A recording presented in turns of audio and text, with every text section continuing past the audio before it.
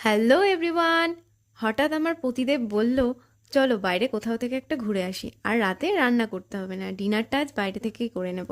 যেই কথা সেই কাজ, ডিনারের জন্য চলে গেছিলাম কোজিকুটিয়ে, যেখানে এত সুন্দর প্রাকৃতিক সমাহার, এত সবুজের মাঝখানে সময় কাটাতে পারলে আর কি চাই। রেস্টুরেন্টের ভেতরে আমরা যাইনি, বাইরে এই বসার জায়গাগুলোতে বসেছিলাম। এত সুন্দর মনোরম পরিবেশ ছেড়ে চার দেওয়ালের ভেতরে কোনো প্রশ্নই ওঠে না। আর এই হল রুমটা বিভিন্ন অনুষ্ঠানের জন্য রেন্টে দেওয়া হয়।